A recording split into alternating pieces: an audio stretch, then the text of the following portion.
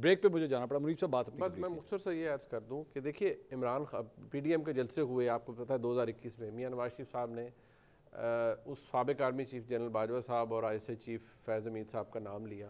وہ ساری باتیں انہوں نے کی آپ کے سامنے کہ بڑی ریزنٹمنٹ آئی رہی کہ سرونگ لوگوں کا نام لے رہے ہیں, غلط کر رہے ہیں, ادارے لوگوں کو ٹارگٹ نہ کریں کیونکہ ادارہ اپنے لوگوں کے بارے میں بڑا پروٹیکٹیو ہے, اور ادارے نے بتا بھی دیا کہ ہم پروٹیکٹیو ہیں ریگارڈلیس کہ انہوں نے جو مرضی کیا ہو. ٹھیک ہے, ادارے نے شو کر دیا ریسنٹلی بھی ہمیں. اب اس کے بعد پھر میاں صاحب نے تھوڑا سا اسٹیپ بیک کیا. پھر مریم نواز شریف صاحبہ وہ بار بار کہتی نہیں کہ پاور ٹاکس ٹو پاور, وہ اسرٹ کرتی نہیں, لیکن یہ موقف ان کا پہلے رہا کہ جی عمران خان کے پیچھے سے اگر اسٹیبلشمنٹ ہٹ جائے تو دھڑام سے وہ گر جائیں گے. وہ اسٹیبلشمنٹ ہٹ گئی اور عمران خان کی حکومت دھڑام سے گر گئی. ٹھیک ہے جی. لیکن مسئلہ یہ ہے کہ پھر اقتدار میں واپسی کے لیے بدقسمتی سے ہمارے مسلم لیگ نون کے دوستوں نے بھی اسٹیبلشمنٹ کا ہی سہارا لیا ہوا ہے. اس فرق صرف کیا ہے مسلم لیگ نون میں اور عمران خان کے اندر یا بھی میاں نواز شریف کے؟ دیکھیں میاں نواز شریف نے نام لیا, جنرل باجوہ, جنرل فیض حمید, سب کچھ ہوا. جو مجھے آج آسٹینسبلی نظر آتا ہے وہ یہ کہ انہوں نے کہ آخری فلانا ڈرٹی ہیری ہے تو فلانا میر جعفر ہے تو فلانا میر صادق. عمران خان صاحب نے نہ صرف یہ کیا, یہ کہا, بلکہ میں آج اس پہ کوئی, اور یہ بھٹی صاحب کا تو تعلق ہم سے سب سے زیادہ ہے ان کا اسٹیبلشمنٹ سے, جو اور اس پہ نہیں, بھٹی صاحب کو میں نے کئی دفعہ اپنے پروگرام میں بھی کہا ہے, بھٹی صاحب اپنے دل میں ہاتھ رکھ کے بتائیں کہ پچھلے سال ان دنوں میں یہ جو اکتوبر کا اینڈ اور نومبر میں یہ گٹوں میں ماریے جا کے بول آج کل مجھے یہ بتائیں کہ کیا اس وقت عمران خان صاحب نے ایک ننگی سازش, میں بار بار کیوں کہتا ہوں اٹس این انڈینائبل فیکٹ, یہ بڑا خطرناک فیکٹ ہے منصور صاحب, یہ میرے آپ کے کہنے سے تبدیل نہیں ہوگا. انہوں نے یہ کیا, وہ جوڑوں میں بیٹھا, 9 میں ہوا, ایویں تو نہیں فوج کے اندر سے D G I S P R کہتے ہیں کہ جی ہم نے اتنے 2 سٹار فلانا بریگیڈیئر ایک 3 سٹار ان کے اوپر ہم نے ایکشن لیا ہے.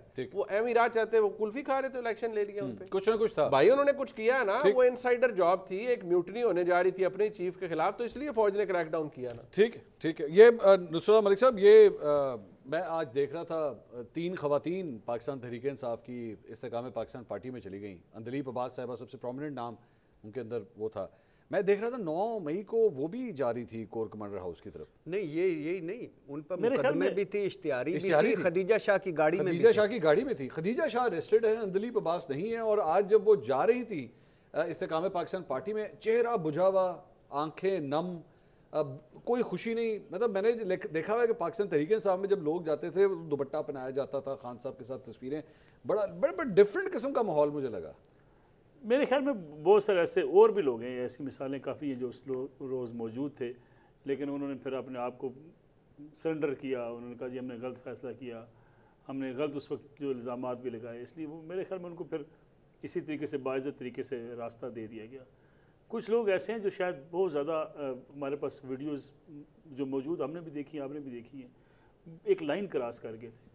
مثلا خدیجہ شاہ کی بات کریں, جس قسم کی لینگویج وہ استعمال کر رہی تھی, جو ویڈیوز موجود ہیں, شاید وہ ناقابل برداشت تھی. اسی طریقے سے وہ سنم جاوید, اس کو تو کوئی دو رائے نہیں ہے. میرا کہنے کا مقصد ہے کہ پھر سب کو کیوں نہیں پکڑا جاتا؟ میں نے جرم کی نوعیت ایسی ہے نا جی, بعض لوگوں نے ایک انتہا پسندی کا رویہ اس روز بھی اختیار کیا. گئے, کافی لوگ گئے تھے, میں اندلیب عباس کی باتیں بھی تھیں, لیکن جو سنم جاوید نے جا کے جو کچھ کہا تھا وہ شاید میرے خیال میں برداشت کرنا بڑا مشکل کام تھا. ہاں, وہ جو جلتے ہوئے ان کا کوئی رپورٹر ان سے پوچھ رہا ہے اور وہ کوئی بڑی انہوں نے قابل اعتراض بات کی. میرے اور آپ جیسے بندے کے بارے میں بات کی جاتی, شاید ہمیں بھی بڑا غصہ آتا کہ اس قسم کی گندی گالیاں دی جا رہی تھی. پھر آپ کو ایک ویڈیو شاید یاد ہو, کور کمانڈر ہاؤس کے سامنے بالکل کچھ جوان جب گاڑی میں آئے, 2-3 گاڑیاں آئی, ان کے اوپر جس طریقے سے ڈنڈے برسائے گئے, جس طریقے سے پتھر مارے گئے, پھر وہاں بڑی غلیظ قسم کی گالیاں کچھ خواتین کی طرف سے دی گئی. میرے خیال میں ان کا جرم شاید بڑا ہو گیا. موجود سارے تھے, اندلیب عباس صاحبہ بھی تھی, لیکن اندلیب عباس صاحبہ اس وقت سے کوشش کر رہی تھی کہ مجھے شاید کوئی ریلیف مل جائے. میں تو وہاں گئی تھی ضرور, لیکن میں نے ان ایکٹیویٹیز میں حصہ نہیں لیا. میں نے کل اپنے پروگرام میں, ہمارے ساتھ ایک سینئر تجزیہ کار تھے, تو میں نے ان سے سوال کیا تھا. میں اب آپ تینوں سے چاہوں گا, آپ کی رائے میں عمران خان صاحب کتنی دیر اندر رہیں گے؟ قریب عمران خان صاحب باہر آتے دکھائی نہیں دیتے. قریب سے مراد مہینے یا سال ہے؟ میرے خیال میں 1 سال تو کم از کم عمران خان صاحب باہر نہیں آتے. بھٹی صاحب؟ تو پھر اس طرح تو پھر عمران خان صاحب کا کم از کم 2023 یا 2024 کے الیکشنز کے حوالے سے چیپٹر تو ختم ہے. نہیں یہ تو بالکل ختم ہے. اس وقت تک کوئی معجزہ نہ ہو جائے, کوئی کرامت نہ ہو جائے, کوئی چیز نہ ہو جائے, ورنہ انہوں نے اندر سے ایک بیان بھجوایا ہے نواز شریف صاحب کے جلسے کے بعد کہ آج بھی اگر مینار پاکستان میں میرے بغیر پاکستان تحریک انصاف کا جلسہ کرنے کی اجازت دیں, اس سے زیادہ بندے اکٹھے کر کے دکھائیں. میں کہہ رہا ہوں صرف یہ غلط فہمی ہے. نہیں, یہ اگر یہی صرف آپ سمجھتے ہیں غلط فہمی نہیں ہوگا سر, اگر یہی کہہ دیں کہ عمران خان آ رہا ہے جلسے میں, کہہ کے تو دیکھیں. عمران خان صاحب آج جلسہ بھر دیں گے, عمران خان صاحب نہ جلسہ ہاں نہیں ٹھیک کہہ رہے. اور یہ کوئی 1.5 2 ارب لگا کر جتنی سارا کر کے, اور جو حال ہوا ہے جتنا جلسے کا, 5 لاکھ 10 لاکھ تھے, 5 لاکھ تھے, 4 لاکھ تھے, 3 لاکھ تھے, 2 لاکھ تھے, نیچے ہی تھے, تو وہ تو نہیں. اور دوسری بات ہے 2018 میں جب عمران خان سلیکٹڈ تھے تو وہ مقبول تھے. آج یہ اپنے میاں نواز شریف اپنی زندگی کی غیر مقبولیت ترین سطحوں کو چھو رہے ہیں. اچھا, اور آج کہیں بھی کھڑا کر لیں, سارا اتحاد کر کے نواز شریف صاحب کی آبائی سیٹ پہ مقابلہ کرا لیں, نواز شریف صاحب ہار جائیں گے. لاہور کی جو ہاں کروا لیں, عمران خان کو مقابلے میں کھڑا کر لیں. تو عمران خان تو اپنی سیاسی غلطیوں اور 9 مئی کے بوجھ تلے نا پوری طریقے سے. میرے خیال میں بھٹی صاحب کو لاہور کے اس کے حلقے میں کا وزٹ کرنا چاہیے. پیرس ہو گیا. آپ کی کیا رائے ہے؟ میرا نواز شریف صاحب وہاں سے الیکشن نہیں آ رہے ہیں. مال روڈ کا جو یہ گوال منڈی ایون عمران خان صاحب بھی مقابلے پہ ہوں, آج الیکشن ہو جائیں, عمران خان صاحب باہر آ جائیں, نواز شریف صاحب وہاں سے نہیں ہاریں گے. اور پہلی بات میں آپ سے عرض کروں, منیب صاحب نے بھی جلسہ دیکھا, آپ نے بھی دیکھا, میں نے مسلم لیگ نواز کے بڑے جلسے دیکھے. مسلم لیگ نواز کی تاریخ کا یہ پہلا جلسہ ہے جس میں میاں نواز شریف کی تقریر کے دوران لوگوں کا رسپانس اتنا زیادہ تھا. اچھا, یہ چارجڈ ایسی گیدرنگ میں نے کم از کم میاں نواز شریف کے جلسے میں کبھی. لیکن اگر عمران خان صاحب ہوں تو اس سے بڑا جلسہ کریں گے؟